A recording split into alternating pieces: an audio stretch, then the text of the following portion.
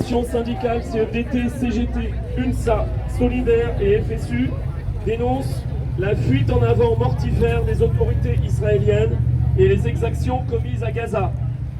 Les habitants de l'enclave palestinienne subissent depuis plus de 600 jours des bombardements indiscriminés, des déplacements forcés et une famine imposée aux civils comme méthode de guerre. Avec un sentiment d'impunité, on a vu que l'impunité menait aussi Israël la semaine dernière donc à des actes de piraterie en Méditerranée, et puis les bombardements récents donc sur l'Iran. Le gouvernement israélien exprime au fil des déclarations et sans complexe des intentions génocidaires, et entraîne Israël dans une faillite morale avec le silence complice d'une partie des décideurs et sous le regard impuissant de la communauté internationale. La CFDT, la CGT, l'UNSA, Solidaire et la FSU dénoncent l'opportunisme du gouvernement israélien qui mène à nouveau une colonisation à marche forcée en Cisjordanie, y compris à Jérusalem-Est. L'occupation, l'annexion et le déplacement de populations sont inacceptables et constituent des crimes au regard du droit international. Les dirigeants européens ont les moyens d'agir, comme ils l'ont fait à d'autres occasions.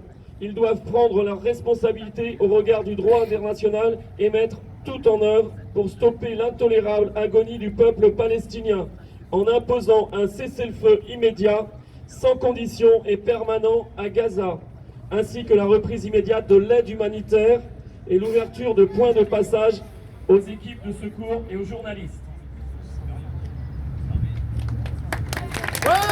Ne vous inquiétez pas, c'est pas très long après.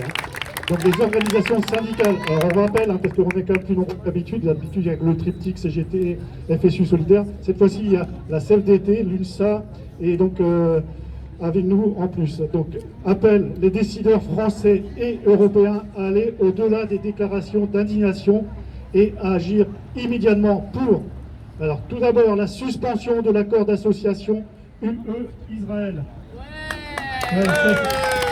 C'est dans la ligne droite des accords de libre-échange. Un arrêt de fourniture d'armes et de matériel militaire à l'Israël. L'application de la résolution des Nations Unies du 18 septembre 2024 pour mettre fin à l'occupation du territoire palestinien, de la colonisation et de l'apartheid.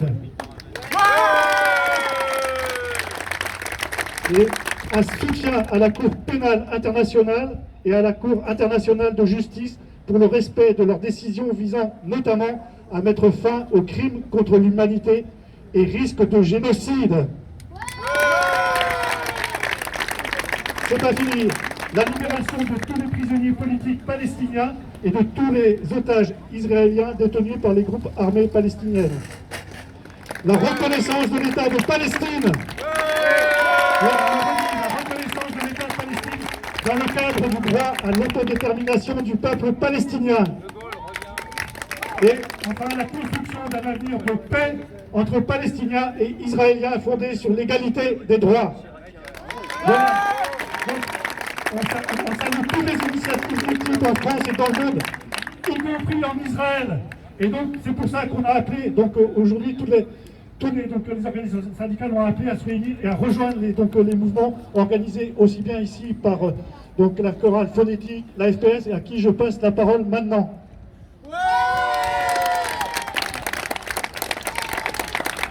Oui, donc merci. Donc au nom de la FPS, je voudrais d'abord dire merci aux organisatrices de l'événement, Audrey, Emmanuel, pour cette belle initiative de solidarité.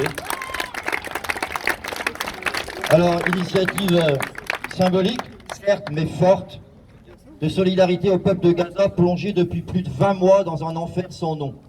La monstruosité de ce qui se passe à Gaza nous dépasse tous. Elle pourrait nous laisser sans voix, conscients de notre impuissance face à cette immense souffrance que les mots ne parviennent même plus à décrire. Mais cette souffrance, elle n'est pas le résultat d'une catastrophe naturelle, d'un séisme, d'une éruption, je ne sais quoi, contre laquelle on ne peut que se lamenter et se mobiliser pour proposer aide et assistance. Non, cette souffrance, elle est le fruit de décisions mûrement réfléchies, prises par des gens qui savent très bien ce qu'ils font, qui se pensent au-dessus de toutes les lois humaines et qui bénéficient depuis trop longtemps d'une impunité totale. Quand on sait cela, notre devoir, donc, est de faire entendre notre voix, aussi faible soit-il, pour dire non, nous n'acceptons pas, non, nous refusons de laisser faire, nous refusons que le monde laisse faire. Alors il y a plusieurs façons de faire entendre sa voix, de dénoncer, de s'indigner. Le flash mob en fait partie, comme le chant, la danse, les arts en général. Alors nous, Association France-Palestine Solidarité, de par notre nature, la nature de notre association, de par son histoire, on a un mode d'action quelque peu différent. Mais les deux sont bel et bien complémentaires. Et c'est pour ça que nous avons relayé, que nous relayerons encore et nous associerons aux initiatives telles que le flash mob. Notre action à nous est plus axée sur l'information, l'analyse des faits, l'analyse de leurs causes, la dénonciation des responsabilités. Et à partir de cela, sur l'interpellation constante de nos responsables politiques, quelle que soit leur couleur, pour que la France et l'Europe sortent enfin d'une politique qui n'est pas complaisante, mais qui est bien et bien complice, tout à fait complice, vis-à-vis d'un État hors la loi. Et l'actualité, toute chose de ces nuits, le montre encore. Pour qu'enfin la France et l'Europe prennent les décisions concrètes qui s'imposent pour espérer en finir au plus vite avec cette tragédie qui n'a pas commencé le 7 octobre 2023.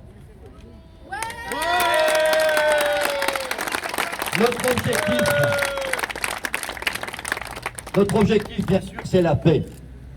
Et c'est une paix juste, durable, dans le respect des droits fondamentaux de tous les habitants de cette terre que l'on présente trop souvent comme une terre maudite, comme si tous les drames vécus depuis tant d'années, tout ce sang versé, ces vies brisées, ces vies broyées, étaient le fruit d'une malédiction venue du fin fond des âges et contre laquelle il serait vain de lutter. Nous savons qu'il n'en est rien, qu'il n'y a dans cette trop longue histoire ni malédiction, ni fatalité, mais bien une combinaison de volonté et de lâcheté politique qui ont permis au pire d'advenir. Et le pire, on le sait aujourd'hui, c'est le crime suprême, c'est le génocide, un de plus dans l'histoire de l'humanité. Alors c'est dans cet esprit-là que se font nos rassemblements citoyens à l'appel de la FPS, rassemblements que nous organisons le samedi matin depuis plus de 20 mois, depuis le mois d'octobre 2023. Nous y faisons entendre notre voix, la voix des citoyens qui refusent la complicité de nos responsables. Et pour être efficace, pour espérer faire pression sur nos gouvernants, pour que cesse l'horreur le plus tôt possible, il nous faudra être nombreux, plus nombreux, toujours plus nombreux. Et c'est pour ça que nous vous donnons rendez-vous, la FPS vous donne rendez-vous samedi prochain, comme tous les 15 jours actuellement, à 11h30 à Lannion, pour protester, pour analyser ce qui se passe, pour dire non, nous ne le voulons plus, c'est insupportable. Merci. Alors, pour compléter les propos, oui, alors nous étions 250 aujourd'hui. Et donc si chacun appelle, comme tu viens de le dire, Claude, la semaine prochaine, c'est pas 250 qu'on doit être, c'est pas 500, à la limite on doit être 1000, voilà. Et voilà le défi qu'on se donne. Que chacun appelle dans son entourage à venir samedi prochain. Donc à la même heure, c'est 11h30 toujours. 11h30, le lieu reste toujours à déterminer parce qu'on est un peu baladé en fonction des impératifs de la ville, soit la mairie, soit ici. La semaine prochaine, c'est la fête de la musique, on verra ce qu'on nous dira. Je voudrais juste ajouter que plus que jamais, il y aura besoin d'être nombreux parce qu'avec ce qui se passe en ce moment, l'attaque israélienne contre l'Iran, on voit nos gouvernants se ranger une fois de plus comme un seul homme derrière Israël et la légitimité de son droit à se défendre et qui enfonce une fois de plus un clou supplémentaire dans le cercueil du droit international. Donc plus que jamais, alors conférence internationale qui était prévue Macron, chef de file d'une croisade qui allait nous mener à la paix, paraît-il. Tout ça, c'est terminé, on n'en parle plus. La reconnaissance de la Palestine, ça arrive mis sous le boisseau. La Cisjordanie est sous blackout. Voilà. Pour les Palestiniens, c'est une catastrophe de plus. Donc, plus que jamais, il va y avoir besoin de faire entendre d'autres voix et d'être très nombreux. Donc, merci à vous de venir, de répondre à notre appel. Oui, merci vraiment à toutes et tous. Et pour les plus courageux, sachez qu'à Paimpol cet après-midi, place du Martrey, à 15h, il y a aussi un rassemblement organisé par l'AFPS de Paimpol. Voilà. Et encore merci à toutes et tous.